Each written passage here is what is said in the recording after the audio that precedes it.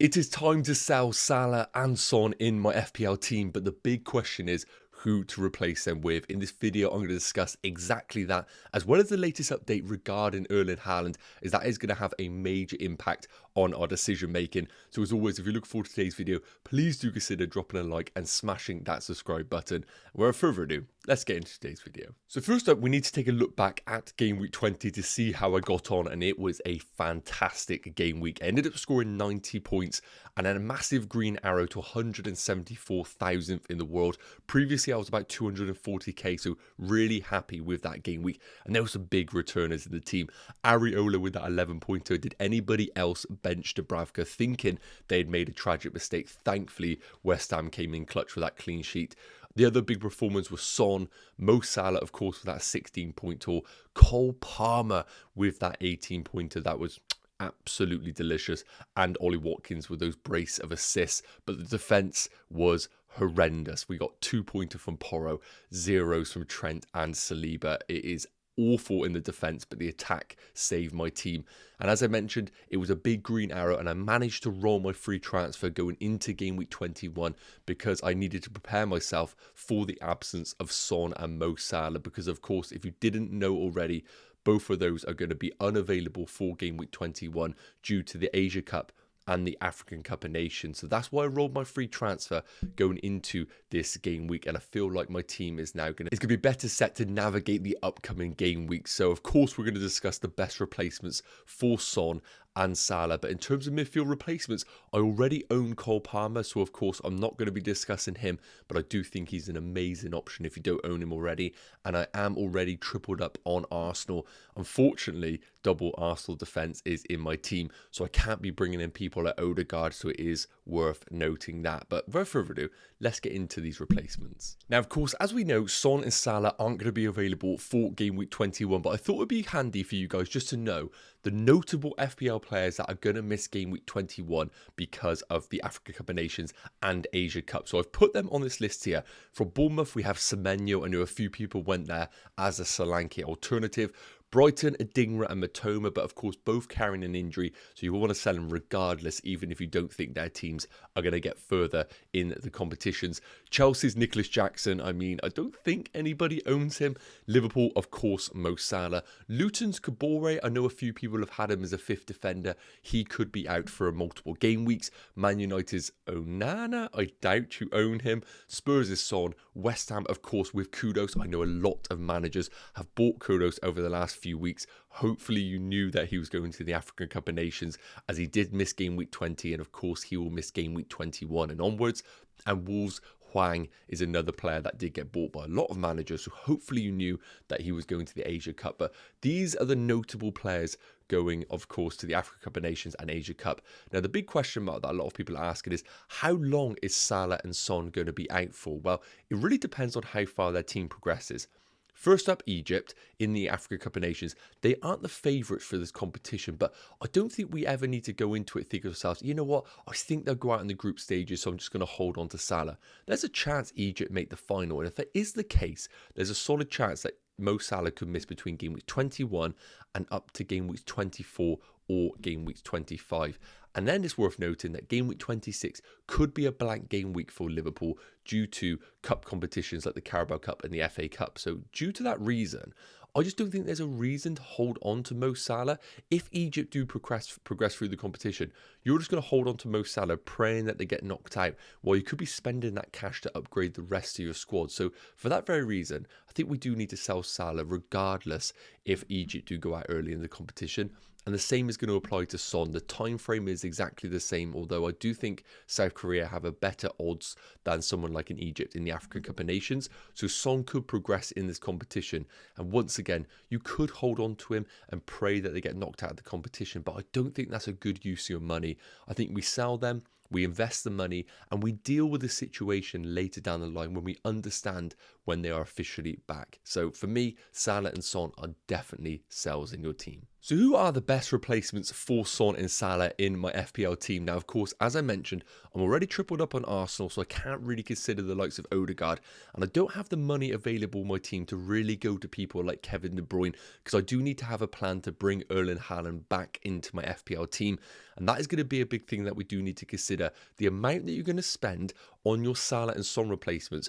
You also need to have a little bit of a side note that you're going to need some cash to upgrade any of the forwards in your team to Erling Haaland, because I will have an update on him in a minute, and it could be a transfer that you need to make for game week 21. So if you're looking for options outside of these four, you are in luck. Tomorrow I will be releasing the top 10 best Salah and Son replacements regardless of your team. So make sure you do subscribe to the channel, as that will be even more detailed on other options like De Bruyne, Neto, and even Odegaard on that list. But I'm looking at my team specific here, and the options are Foden at 7.8 million, Bowen at 8.1, Richarlison at 6.9, and of course Diogo Jota at 7.7 million. Now, I've taken the opportunity to take the stats from Fantasy Football Fix here to really deep dive at the best options for the respective teams. Now, first up, Diogo Jota, we're expecting him to get some game time in the absence of Mo Salah. I think he will be a starter, but of course I can't really guarantee his minutes when we compare it to the likes of Richarlison and Bowen. We could still see Jota come in and out of the team, but I think he's one of those players that Klopp is going to rely on over this period in the absence of Mo Salah. And when he has played for Liverpool, he's had really good underlying numbers. These are based on per 90 minutes. We got an XG of 0.48 per 90, an expected assists of 0.22, and he gets in and amongst the big chances at 0.54 per 90. But of course, the only problem with it is we don't really know how he is going to feature in this Liverpool team. Will he play off the right? Will he go down the middle? Or could he be a rotation risk? That's the only worry I do have about Diogo Jota. Now, looking at Richarlison, you can see the numbers here. He is the best in each department. XG per 90 at 0.6 is fantastic. The expected assist is lower, but I don't mind that when we're buying an FPL asset. When we are looking at the player that is scoring all the goals, I would rather them not be a chance creator and solely be the goal scorer in that team. And since we've seen Richarlison be deployed as a number 9, his numbers have actually been even better than 0.6 XG per 90 because Son has gone out to the left. And of course, in Son's absence, we are going to see Richarlison play down the middle and probably have even better game time over this period. So even though Son's out of the Spurs team, which I don't think is going to positively impact Richarlison, him still playing down the middle is an added bonus. And Spurs are one of the few teams in the league that I actually can confidently say are going to score games in most fixtures that they do play in. And with the big chances that Richarlison has at 1.17 per 90, we are buying the goal scorer in this team. So at 6.9 million, being the cheapest but also the best numbers, it is really difficult to ignore Richarlison as an alternative to Salah and Son. Now, the last two I want to take a look at is Phil Foden and Jarrod Bowen. First up, Phil Foden, because this is probably the one that a lot of people want to bring into their FPL teams. Looking at his numbers at the bottom here, we can see XG per 90 at 0.27 and an expected assist of 0.27. So really solid underlying numbers. The big chances is the worst of the lot at 0.36. But we are seeing a resurgence of Phil Foden. He is playing some of the best football in a Man City shirt for a long time. Of course, the big issue is with the return of Kevin De Bruyne, who is back in game week 21, how is this going to impact Phil Foden? Is it going to make him a better asset, or is it going to make him worse and a bit of a rotation risk? And that is the only concern that I do have. I've seen this in the past where Phil Foden has played great and Pep's taken him out of the team for a number of game weeks. We're also seeing the return of Doku. I'm just a little bit uncertain of how this is going to impact Phil Foden, because they also do need to squeeze Julian Alvarez into the team. So although I think Phil Foden is amazing, I am a little bit concerned that I maybe have missed the boat on the opportunity to invest in him with the return of Kevin De Bruyne. And last up is going to be Jarrod Bowen at 8.1 million. He has had another price rise. Managers are getting on him early doors, but I kind of understand it. He is the talisman in this West Ham team, and the underlying numbers are decent. 0.41 XG per 90, 0.15 expected assists, and he has decent big chances at 0.79.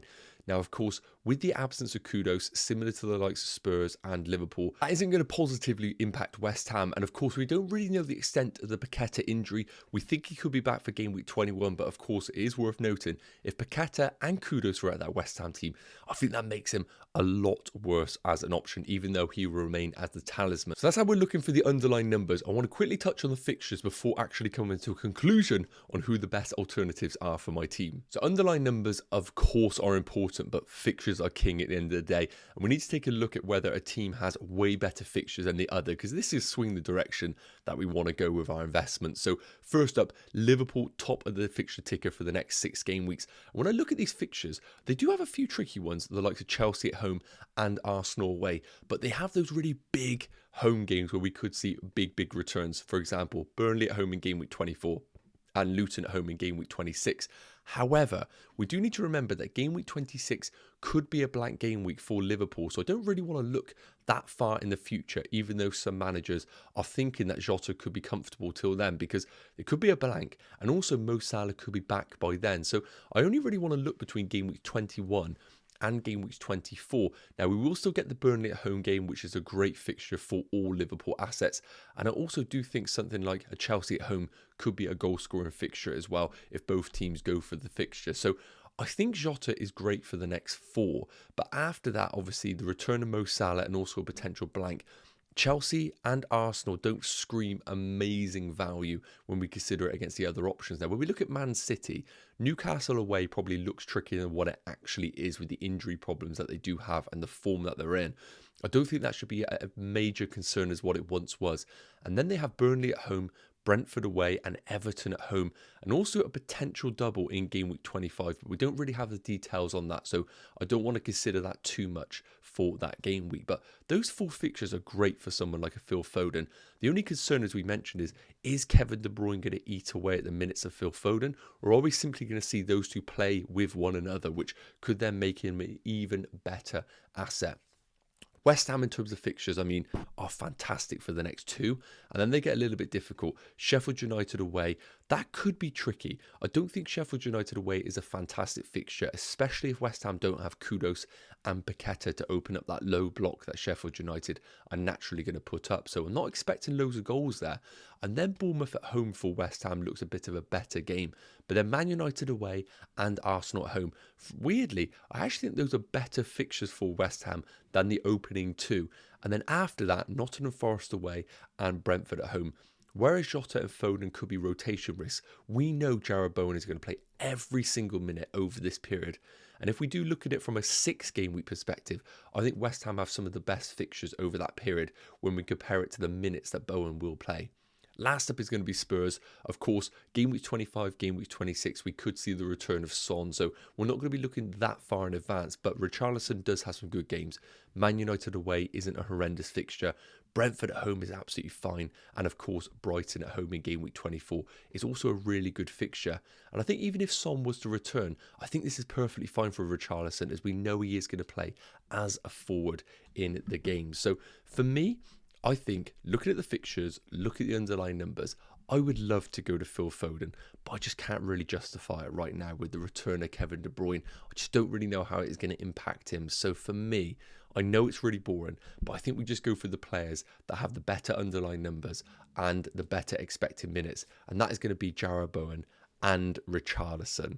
I know it's boring, but I think long term these are going to be players that reap the returns. Let me know your thoughts in the comments. And don't forget, as I mentioned, I will be doing a top 10 Salah and Son replacement video tomorrow, where we'll be looking at the other options outside of these, like Kevin De Bruyne, Eze, even like Douglas Luiz at a cheaper price. So make sure you are subscribed to the channel, as I will be really going into detail on the best 10 alternatives. Now, maybe even bigger FPL news is going to be the return of Erling Haaland. Man City have put up this tweet yesterday showing Doku, Kevin De Bruyne, Haaland and Walker in training. And this is massive because the return of Erling Haaland changes everything in the game. It changes who you're going to replace Son and Salah with, because as I discussed, if you want to go to someone like a Kevin De Bruyne, who I think is absolutely fine, that could then hinder you bringing in Erling Haaland as a forward alternative, because you're going to need quite a lot of money in the bank to upgrade Mabama, Archer, or maybe someone like a Dominic Solanke in your team. So please do consider this. Haaland could be back for game week 21, and I think we will know before the game week 21 deadline whether he is going to be fit, because of course Man City do have an FA Cup game, and we should get an idea from the press conferences, from the squad selection, if Haaland is going to be fit. If he features in that game, I don't think we need to overthink it. We bring Erling Haaland back into our teams for game week 21, because after game week 21, they have Burnley at home and the fixtures long term are brilliant for City. And I also think, and I might just be a bit kind of optimistic here, City are going to go on a run. They have all of the big boys returning, and with the other teams stumbling like Arsenal, I think this is an opportunity for Man City to really strike in the league. And I don't see anything other than a bit of a run coming for City. And with Erling Haaland, we know that he plays the majority of minutes for Man City. I don't think we need to have concern about him being slowly integrated back into the team. I don't think Julian Alvarez has done enough as a number 9 to kick Haaland out of the team. So for me, if we do get an idea that Haaland is back, and it does look like it is from the recent tweets, I think we just bring him in, whether it is for a -4 or not. Okay, so time to look at my game week 21 team without any transfers made. I have put Salah and Son in the team to give you a bit of a reference on how my team currently looks. On the bench, I do have Gordon and Taylor, so they could easily come in for those two, but as we discussed in the video, these two are being sold regardless of their team's progression in the Asia Cup and African Cup of Nations. And thankfully, as I discussed, I rolled my free transfer going into game week 21, so I have 2 available. But of course, a certain Erling Haaland looks like he could be back for game week 21. So right now, I am very tempted to sell Son, sell Salah, and then take a -4 and sell Mabama for Erling Haaland. It would mean that I'll change the structure of my team to a 3-4-3, but I think long term this is the better move until we get an idea on when Salah and Son are returning from the international competitions. But if I wasn't to make a transfer, looking at the rest of my team, I think it's pretty good. We got Areola away against Sheffield United. We've got a decent defence. I would probably be looking to play double Arsenal. And of course, we have the forwards in Watkins and Solanke, which are perfectly fine. But look, let me show you my team with those proposed transfers and how I am pretty sure my team is going to look for game week 21. So here's how the team will look in all its glory with those proposed transfers. Son, Salah, Mabama sold for Richarlison, Bowen and Erling Haaland. As we discussed, I think Foden is a brilliant option, but I'm a little bit worried about the return of Kevin De Bruyne, and I would love to have Kevin De Bruyne, but I don't have the money available with this Erling Haaland transfer. And the team itself looks fantastic for game week 21 now. The only deliberation that I would have to make is, firstly, do I start Pedro Porro over an Arsenal defender? I know Arsenal have been incredibly disappointing with their clean sheets over the last few weeks, but at Crystal Palace at home, could that be a good fixture, especially if Elise misses out due to that injury that he is carrying? That is the big deliberation. Otherwise, I play Pedro Porro. Do I expect a clean sheet? Probably not, especially with the absence now of Basuma, Sarr, all these sort of players. But the attacking returns and the bonus point potential could outweigh the potential Arsenal clean sheet. That is the main deliberation. And of course, the other one is who to captain. Well, if you bring in Erling Haaland into your teams, I think it settles the debate. Previously, we'd be looking at the likes of Bukayo Saka, Cole Palmer or Jared Bowen. But with Haaland coming back for game week 21, as long as we think that he is going to start, I think you put the captaincy on him. I know it's at St. James's Park. It doesn't look a great game, but Newcastle are really struggling right now. Do I expect Eddie Howe to wave a magic wand and turn them back into a fantastic team?